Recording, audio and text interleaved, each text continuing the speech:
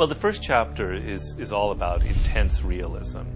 And if you've read my other books, particularly the 33 Strategies of War, you know that that's a theme that's very important in that book. A strategist, a general, isn't going to get too far in life if he's thinking about what he wants or his ideas or his wishes.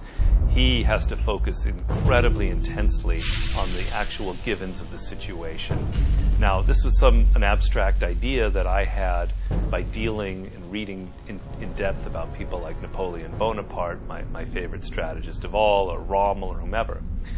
But what happened here in this book that was different was that I was dealing with someone who I think is an incredible strategist in life and in business, because he's an incredible business person. And I was seeing these abstract ideas of mine in action. So in dealing with 50 and talking to him and watching him in business, the whole idea of the power that you can have by being extremely realistic and pragmatic suddenly came to life in a way that had not happened in the other books. I traced this in the book to his being a hustler on the streets. 50 came from Queens in New York, which was a pretty middle-class black neighborhood. And if you ever visit it, you're kind of shocked. It doesn't really look like the hood as you imagine it. There are houses with front lawns and fences.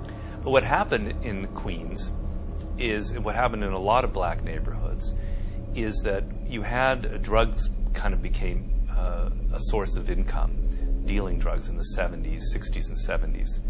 And these large gangs were operating the drug dealing business.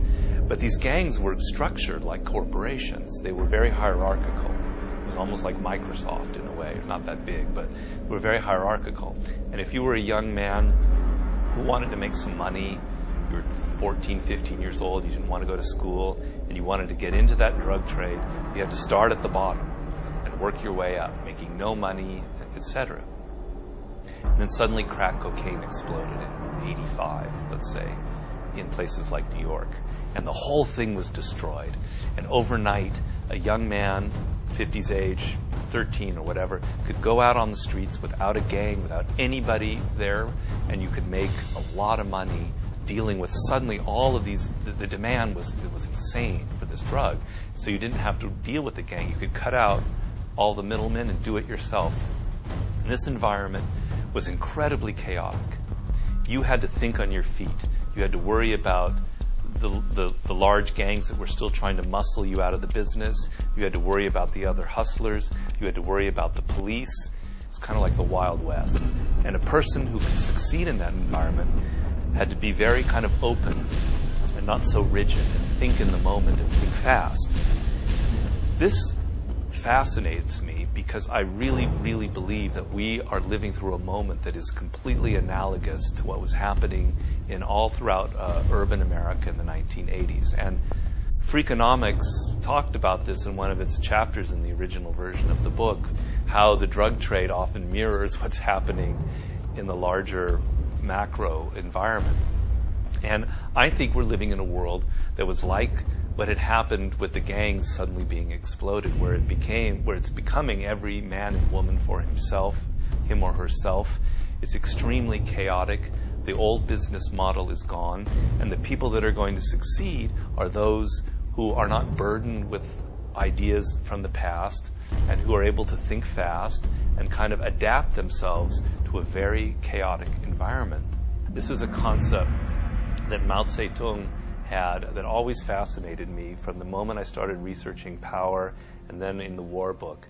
He called it complete objectivity, meaning that out in the world there's something happening that's completely objective, that's divorced from our emotions, from our wishes, from our desires. We can never know it exactly as it is because we are human beings with our emotions and all of that. But the closer we can get our minds to it, focusing on it, the more powerful we will become. And so that's the process that I'm talking about in this chapter. And seeing someone like 50 who lives that, as opposed to just reading about it in a book, was a real eye-opener for me. And it showed me the incredible power of being a realist can bring you in life.